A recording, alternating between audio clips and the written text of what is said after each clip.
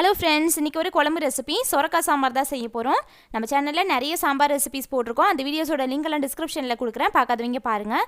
சொரக்காய் சுத்தமாக பிடிக்காதுங்கிறவங்களுக்கு கூட இந்த மாதிரி சாம்பாரில் சேர்த்து கொடுத்தோன்னா ரொம்ப பிடிக்கும். சூப்பரான டேஸ்ட்டில் இருக்கும். செய்கிறது ரொம்ப ஈஸி தான். இப்போ வாங்க இது எப்படி செய்கிறதுன்னு பார்க்கலாம். கீர்த்தி சௌமிஸ் கிச்சனை ஃபஸ்ட் டைம் பார்க்குறீங்கன்னா ரெட் கலர் சப்ஸ்கிரைப் பட்டனை கிளிக் பண்ணிவிட்டு பக்கத்தில் இருக்க பெல் ஐக்கானில் ஆல் கொடுத்துக்கோங்க. என்னோட வீடியோஸ்லாம் பிடிச்சிருந்துச்சுன்னா லைக் பண்ணுங்கள், கமெண்ட் பண்ணுங்கள், ஃப்ரெண்ட்ஸ் அண்ட் ஃபேமிலிக்கு ஷேர் பண்ணுங்கள். இப்போ வாங்க வீடியோக்குள்ளே போகலாம்.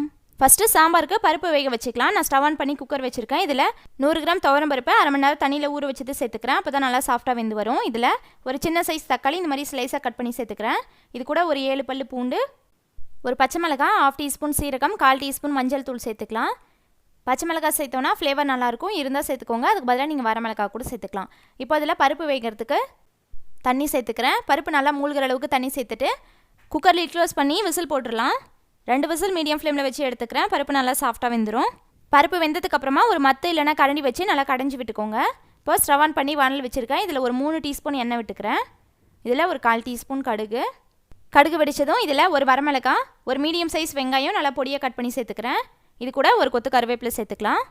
இப்போது வெங்காயம் லைட்டாக டிரான்ஸ்பரண்ட் ஆகிற மாதிரி 1 நிமிஷம் இதை வதக்கி விட்டுக்கிறேன். இப்போ இதில் 1/2 டீஸ்பூன் மிளகாய் பொடி சேர்த்துக்கிறேன். உங்கள் காரத்துக்கு ஏற்ற மாதிரி எக்ஸ்ட்ரா கூட சேர்த்துக்கலாம். இப்போ அது கூட 1/2 டீஸ்பூன் சாம்பார் பொடி சேர்த்துட்டு இதில் 1/4 டீஸ்பூன் பெருங்காய பொடி சேர்த்துக்கிறேன். இப்போ இந்த மசாலாவோட பச்சை ஸ்மெல் போகிற மாதிரி ஒரு 30 செகண்ட் லைட்டாக எண்ணெயில் மிக்ஸ் பண்ணி விட்டுக்கலாம். ரொம்ப கருக விட்டுறக்கூடாது. இப்போ இதில் கட் பண்ணி வச்சுருக்க சொரக்காய் சேர்த்துக்கிறேன். இது ஒரு 1/4 கேஜி சொரக்காய். நல்லா பிஞ்சு சொரக்காயே எடுத்துக்கோங்க, அப்போ தான் டேஸ்ட் நல்லாயிருக்கும். முத்தின சொரக்காயாக இருந்துச்சுன்னா மேலே இருக்கிற தோலெல்லாம் பீல் பண்ணி எடுத்துகிட்டு அதுக்கப்புறமா கட் பண்ணி சேர்த்துக்கோங்க.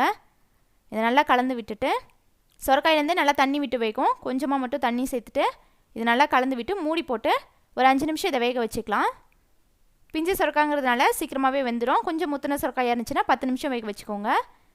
சொரக்காய் நல்லா வெந்துருச்சு. இப்போ அதை நல்லா கலந்து விட்டுட்டு இதில் புளி தண்ணி சேர்த்துக்கலாம். ஒரு 1/2 லெமன் சைஸ் அளவுக்கு புளி தண்ணியில் நல்லா கரைச்சிட்டு இது கூட சேர்த்துக்கிறேன். இப்போது குழம்புக்கு தேவையான உப்பு சேர்த்துக்கலாம். 1 டீஸ்பூன் உப்பு சேர்த்து இதை நல்லா கலந்து விட்டு புளியோட பச்சை ஸ்மெல் போகிற மாதிரி மூடி போட்டு ஒரு 2 நிமிஷம் கொதிக்க வச்சுக்கலாம். சொரக்காய் நல்லா வெந்ததுக்கப்புறமா உப்பு புளியெலாம் சேர்த்துக்கோங்க. ஃபஸ்ட்லேயே உப்பு சேர்த்துட்டோன்னா சொரக்காயில் நிறைய உப்பான மாதிரி இருக்கும். புளி ஃபஸ்ட்டே சேர்த்தோன்னா சொரக்காய் சரியாக வேகாது. இப்போ இது ஒரு 2 நிமிஷம் நல்லா கொதிச்சிருச்சு. புளியோட பச்சை ஸ்மெல்லாம் எதுவும் இல்லை. இதை நல்லா கலந்து விட்டுட்டு நம்ம வேக வச்சுருக்கோம்ல குக்கரில் பருப்பு, அதை சேர்த்துக்கிறேன். பருப்பு வெந்ததுக்கப்புறமா ஒரு கரண்டி இல்லைனா மத்து வச்சு நல்லா கடைஞ்சி விட்டுக்கோங்க. பருப்பு முழுசாக இருக்கக்கூடாது. இப்போ இந்த சொரக்காய் கூட சேர்த்து இதையும் நல்லா கலந்து விட்டுக்கலாம். நம்ம சேனலில் இதே மாதிரி நிறைய குழம்பு ரெசிபிஸ் போட்டிருக்கோம். குழம்பு ரெசிபிஸ் அப்படிங்கிற பிளேலிஸ்ட்டில் இருக்கும், வேணுங்கிறவங்க பாருங்கள். இப்போது குக்கர் அலசி லைட்டாக கொஞ்சமாக தண்ணி சேர்த்துக்கலாம். உடனே சாப்பிட்றதுக்கு சாம்பாரோட கன்சிஸ்டன்சி இந்த மாதிரி இருந்தால் நல்லாயிருக்கும்.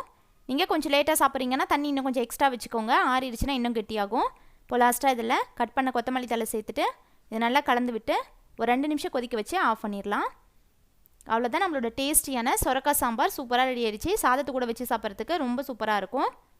கண்டிப்பாக இந்த ரெசிபி நீங்களும் ட்ரை பண்ணிவிட்டு ஃபீட்பேக் கமெண்ட்ஸில் சொல்லுங்கள். இந்த வீடியோ பிடிச்சிருந்துச்சுன்னா லைக் பண்ணுங்கள், ஷேர் பண்ணுங்கள். கீர்த்தி சௌமிஸ் கிச்சனை சப்ஸ்கிரைப் பண்ணுங்கள். தேங்க்ஸ் ஃபார் வாட்சிங்.